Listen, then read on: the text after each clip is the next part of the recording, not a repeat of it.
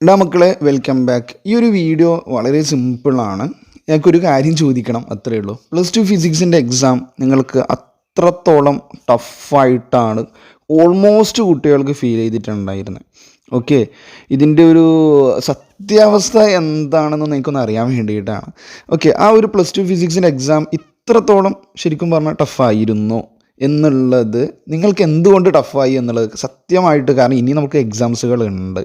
Okay, ഇനി ബാക്കി നിങ്ങൾക്ക് ഇതിപ്പോൾ കോർ സബ്ജക്റ്റിൽ നമുക്ക് ഫിസിക്സ് ആണ് ആദ്യം തന്നെ കഴിഞ്ഞിട്ടുണ്ടായിരുന്നത്. അപ്പോൾ കുറേ ആളെ സംബന്ധിച്ചിടത്തോളം ഇത് വല്ലാതെ അലട്ടുന്നുണ്ട്. കാരണം ഇനിയുള്ള എക്സാംസുകളും ബാക്കിയുള്ള സബ്ജക്റ്റുകളും ഇതുപോലെ ടഫായിട്ട് വരുമോ, അതായത് ടഫായിട്ട്, അതായത് നിങ്ങളെ സംബന്ധിച്ചിടത്തോളം ഇങ്ങനെ തന്നെയാണോ എന്നുള്ളതല്ലേ ആ ഒരു ടഫിനെ കൊണ്ട് ഉദ്ദേശിക്കുന്നത്. അതായത് നിങ്ങൾ വിചാരിച്ചതുപോലെ ഫിസിക്സ് എക്സാം ഈസി ആയിട്ടുണ്ടായിരുന്നില്ല. ഓക്കെ, ഞാൻ നിങ്ങളോട് ചോദിക്കുകയാണ്, ഇപ്രാവശ്യം വന്നിരുന്ന, ഇത് ഇന്നലെ കഴിഞ്ഞിരുന്ന എക്സാമിന് വന്ന ക്വസ്റ്റ്യൻസ് NCERT-യിൽ നിന്ന് പുറത്ത് എന്തെങ്കിലും വന്നിട്ടുണ്ടായിരുന്നോ? ഇല്ലല്ലോ.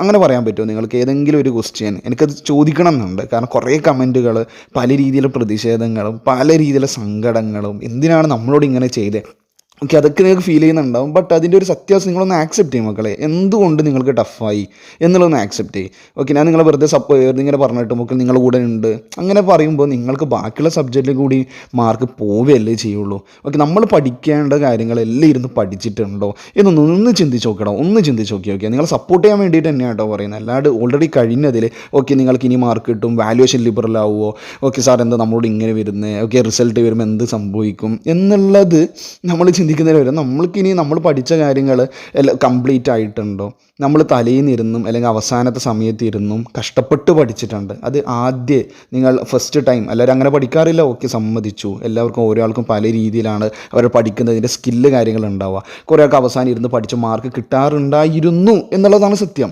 ആ ഒരു സംഭവം ഈ ഒരു എക്സാമിന് കിട്ടിയിട്ടില്ല എന്നുള്ളതൊക്കെയല്ലേ നിങ്ങൾ കൊടുക്കുന്ന ആ ടഫിൻ്റെ ഡെഫിനിഷൻ എന്നാണ് ഞാൻ മനസ്സിലാക്കുന്നത്. ഓക്കെ, കുറേ വിമർശനങ്ങൾ വരുമെന്ന് എനിക്കറിയാം.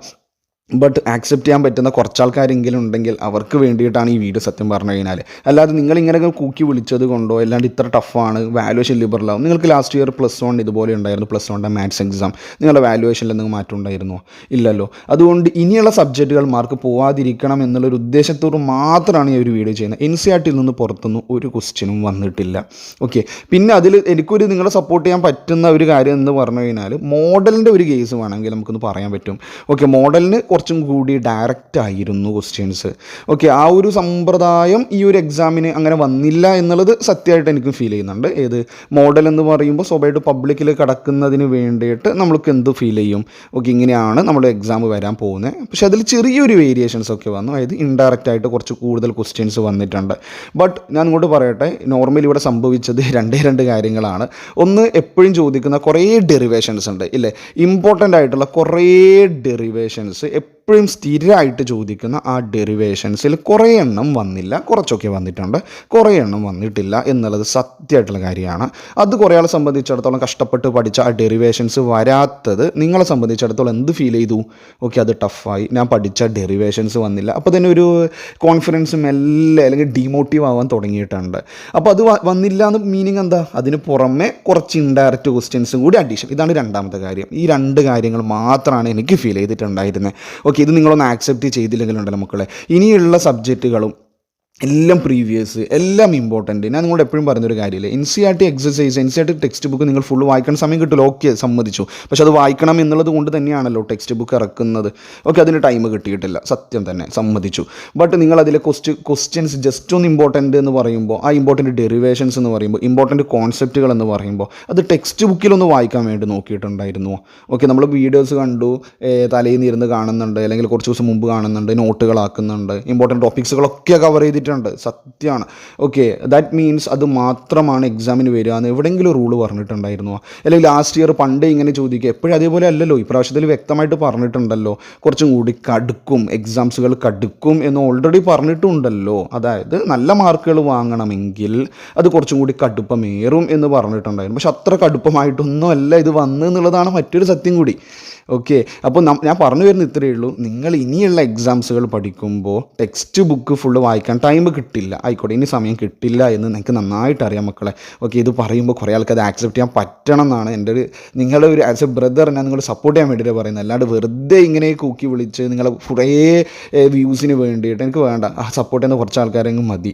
ഓക്കെ, ഞാൻ പറഞ്ഞു വരുന്നത് ഇങ്ങനെ കുറേ ഇങ്ങനെ പറഞ്ഞ് നിങ്ങളുടെ കൂടെ നമ്മളുണ്ടെന്ന് പറഞ്ഞിട്ട് ഒന്നുമില്ല, ഇങ്ങനെ വാക്കിൽ പറയാമെന്നല്ലാതെ വേറൊന്നും അതിൽ നടക്കാനൊന്നും പോകുന്നില്ല. അപ്പോൾ നിങ്ങൾ ചെയ്യേണ്ട കാര്യം എന്താ മക്കളെ, നിങ്ങൾക്ക് ഒഫീഷ്യലി തന്നിരിക്കുന്ന ടെക്സ്റ്റ് ബുക്കിലടാ, ആ ടെക്സ്റ്റ് ബുക്കിൽ വേണ്ട കാര്യങ്ങളൊന്ന് വായിക്കാനുള്ള മനസ്സൊന്ന് കണ്ടെത്തുക. അതിൽ വേണ്ടത് ഇമ്പോർട്ടൻ്റ് ആയിട്ടുള്ള കാര്യങ്ങൾ, അതിൽ നിന്നും ഇമ്പോർട്ടൻ്റ് ആയ കാര്യങ്ങൾ, അതിലെ പ്രോബ്ലംസ്, അതിലെ എക്സാമ്പിൾ ക്വസ്റ്റ്യൻസ്, അതിൽ വേണ്ട കോൺസെപ്റ്റുകൾ ഒന്ന് വായിക്കാനുള്ള ചെറിയൊരു സമയം കണ്ടെത്തുക. അത് നിങ്ങളുടെ ഫ്രണ്ട്സിന് യൂസ് ചെയ്യുക. ഇതൊക്കെ കണ്ട്, ഓക്കെ, കുറേ കുട്ടികൾ പറഞ്ഞ് കമൻറ്റിലൊക്കെ പറഞ്ഞൊരു കാര്യം ഇതാണ്, ഇതൊക്കെ കണ്ടതിന് ശേഷം, ഇതൊക്കെ വായിച്ചതിന് ശേഷം നിങ്ങൾ എന്ത് കണ്ടോ, ബാക്കിയുള്ള വീഡിയോസും എന്ത് ലൈവ് കാണുന്നതും എല്ലാം നല്ലത് തന്നെയാണ്. എവിടെ നിന്ന് ഇൻഫർമേഷൻ കിട്ടുന്നോ അത്രത്തോളം നല്ല കാര്യം തന്നെയല്ലേ. അതിനൊന്നും ഒരിക്കലും ആരും തടസ്സം പറയില്ല. ബട്ട് അത് മാത്രമാണ് ഈ ബോർഡ് എക്സാം, അത് മാത്രം പഠിച്ചു കഴിഞ്ഞാൽ മാക്സിമം സ്കോർ ചെയ്യാൻ പറ്റുമെന്നുള്ള തലത്തിലുള്ള ഒരു കാര്യം നമ്മൾ മൈൻഡ് ഫീഡ് ചെയ്ത് വെക്കുന്നുണ്ട്.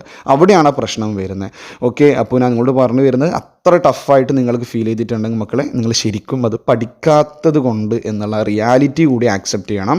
ദാറ്റ് മീൻസ് ഫുൾ മാർക്കിലേക്ക് വരാൻ വേണ്ടിയിട്ട് ചെറിയ ചെറിയ ബുദ്ധിമുട്ടുകളുണ്ട് എന്നുള്ളത് ഞാൻ സമ്മതിക്കുന്നുണ്ട്. മോഡലുമായിട്ട് കമ്പയർ ചെയ്യുമ്പോൾ കുറച്ച് ബുദ്ധിമുട്ടുകൾ ഉണ്ടായിരുന്നു എന്നുള്ളത്. അല്ലെങ്കിൽ ലാസ്റ്റ് ഇയർ ആയിട്ട് നമ്മൾ ഒരിക്കലും കമ്പയർ ചെയ്ത് നിൽക്കേണ്ട. കാരണം ഇപ്രാവശ്യം മുതൽ ക്വസ്റ്റ്യൻസ് കടുപ്പമേറും എന്നുള്ളത് ഓൾറെഡി നിങ്ങളിലേക്ക് ഇൻഫർമേഷൻ തന്ന കാര്യമാണ്. ഫുൾ മാർക്കൊക്കെ അടിക്കണമെങ്കിൽ ഒരു 20% കടുപ്പമേറിയ ക്വസ്റ്റ്യൻസുകൾ ഉണ്ടാകും എന്നുള്ളതൊക്കെ പറഞ്ഞിട്ടുണ്ട്. അതാണ് ബി പാർട്ടും സി പാർട്ടിലൊക്കെ ചില ക്വസ്റ്റ്യൻസ് ഒന്ന് തിങ്ക് ചെയ്യാനൊക്കെയാണ്. പക്ഷേ കുറേ തിങ്ക് ചെയ്യാനൊന്നും ഉണ്ടായിട്ടില്ല. അപ്പോൾ അത് ദാറ്റ് മീൻസ് എപ്പോഴും ചോദിക്കുന്ന ഡയറക്റ്റ് ക്വസ്റ്റ്യൻസുകൾ ഒഴിവാക്കി എപ്പോഴും ചോദിക്കുന്ന റിപ്പീറ്റായിട്ട് വരുന്ന ഡെറിവേഷൻസ് അതുപോലെ ചോദിക്കാതെയും ചോദിച്ചതിൽ തന്നെ ഫുള്ള് വേണ്ട, ഇപ്പോൾ പ്രിൻസൊക്കെ കണ്ടില്ല, അത് ഫുള്ള് വേണ്ട. ആ ക്വസ്റ്റ്യൻ വായിക്കുമ്പോൾ കുറേ കുട്ടികൾക്ക് കൺഫ്യൂഷൻ വന്നു, ഇതെന്താണ് ചെയ്യേണ്ടത്, ഇക്വേഷൻ മാത്രം, അങ്ങനെയുള്ള കുറച്ച് കാര്യങ്ങളൊക്കെ അതിലുണ്ടായിട്ടുണ്ട്. ഓക്കെ, അപ്പോൾ പറഞ്ഞു വരുന്നത് തൊട്ട് മുമ്പ് ഞാൻ മെൻഷൻ ചെയ്ത പോലെ മക്കൾ നിങ്ങൾ NCERT ശരിക്കും ഒന്ന് വായിക്കാനുള്ള ടൈം ഒന്ന് കണ്ടെത്താൻ വേണ്ടി നോക്കുക. ഫുൾ ടൈം കിട്ടിയില്ലെങ്കിലും, ഫുള്ള് വായിച്ച് ക്ലിയർ ആക്കാനുള്ള സമയം കിട്ടിയില്ലെങ്കിലും വളരെ നിങ്ങൾ മറ്റുള്ള നോക്കുന്നതിന് പകരം ഈ ഒരു കാര്യങ്ങളൊക്കെ നിങ്ങൾ ഫ്രണ്ട്സൊക്കെ യൂസ് ചെയ്തിട്ട് ടീച്ചേഴ്സിനോട് ചോദിച്ചിട്ട് ആ കാര്യങ്ങളൊക്കെ ചെയ്യുക. അതിനുശേഷം നിങ്ങൾ ലൈവോ നിങ്ങൾ ഏത് വീഡിയോസോ എവിടെ നിന്ന് സോഴ്സ് കിട്ടുന്നോ അതൊക്കെ നിങ്ങൾ കണ്ടോ, അതിന് ശേഷം കാണാൻ വേണ്ടി നോക്കണം മക്കളെ. ഇത് നിങ്ങളിലേക്ക് തരുന്ന നല്ലൊരു ബെറ്റർ ആയിട്ടുള്ളൊരു അഡ്വൈസ് എന്നല്ല, എൻ്റെ ഒരു മക്കളോട്, എൻ്റെ ബ്രദേഴ്സും സിസ്റ്റേഴ്സിനോടുള്ള സ്നേഹം കൊണ്ട് എനിക്ക് ചെയ്യണം തോന്നിയതാണ്. പല രീതിയിലും നിങ്ങളിങ്ങോട്ട് പറയും തോറും നിങ്ങൾക്ക് ഇനിയുള്ള എക്സാംസും ഇങ്ങനെ വെറുതെ നമ്മളിങ്ങനെ ഡയലോഗ് അടിച്ചിട്ട് കാര്യമില്ല, ഇനിയുള്ള എക്സാംസ് കൂടി നമ്മൾ കയ്യിൽ നിന്ന് പോവുകയാണ് എന്ന് തോന്നിയത് കൊണ്ടാണ് ഈ ഒരു വീഡിയോ ചെയ്യുന്നത്. ഓക്കെ, അത് പറയുമ്പോൾ കുറച്ച് ആൾക്കാർക്കെങ്കിലും അത് ആക്സെപ്റ്റ് ചെയ്യാൻ തോന്നിയിട്ടുണ്ടെന്ന് വിചാരിക്കുന്നു. വെറുതെ വിമർശിക്കാതെ ഒന്ന് തിങ്ക് ചെയ്യണം എന്നുള്ള ഒരു അഭ്യർത്ഥന കൂടി ഞാൻ പറയുകയാണ് മക്കളെ. നല്ലൊരു എക്സാംസുകൾ, കുറേ ആൾക്ക് ഇന്നലെ കഴിഞ്ഞ എക്സാംസ് നന്നായിരുന്നു, കുറച്ച് ആൾക്കാർക്ക് നല്ല ബുദ്ധിമുട്ടുകൾ ഉണ്ടായിട്ട്, അല്ലെങ്കിൽ കുറച്ചധികം ആൾക്കാർക്ക് നല്ല ബുദ്ധിമുട്ടുണ്ടായിട്ടുണ്ട് എന്ന് എൻ്റെ കമൻറ്റ് ബോക്സ് കണ്ടാൽ തന്നെ മനസ്സിലാവുന്നുണ്ട്. ഇനി അങ്ങനെ ഒരു ബുദ്ധിമുട്ടുകൾ ഉണ്ടാവാതിരിക്കട്ടെ, മറ്റുള്ള സബ്ജക്റ്റുകൾ നിങ്ങൾ മാക്സിമം സ്കോർ ചെയ്യാൻ പറ്റട്ടെ. ഇന്നലെ കഴിഞ്ഞതിലും നിങ്ങൾ വിചാരിച്ചതിനപ്പുറം സ്കോർ മാർക്കുകൾ നമുക്ക് കിട്ടട്ടെ, നിങ്ങൾക്ക് കിട്ടണമെന്ന് ആഗ്രഹിക്കുന്നുണ്ട്. അപ്പം ഇനിയുള്ള സബ്ജക്റ്റുകൾ നന്നായിട്ടിരുന്ന് കാര്യങ്ങൾ മനസ്സിലാക്കി കോൺസെപ്റ്റുകൾ ക്ലിയർ ചെയ്ത് പ്രോബ്ലംസൊക്കെ നല്ല ലെവൽ പ്രോബ്ലംസും കാര്യങ്ങളൊക്കെ ചെയ്ത് NCERT ബേസ്ഡ് തന്നെ പഠിക്കാനുള്ള ഒരു മൈൻഡ് സെറ്റ് നിങ്ങളെല്ലാവർക്കും ഉണ്ടാവട്ടെ എന്ന് ആഗ്രഹിക്കുന്നു, ആശംസിക്കുന്നു, പ്രാർത്ഥിക്കുന്നു. ഓക്കെ മക്കളെ, ഓൾ ദി ബെസ്റ്റ്.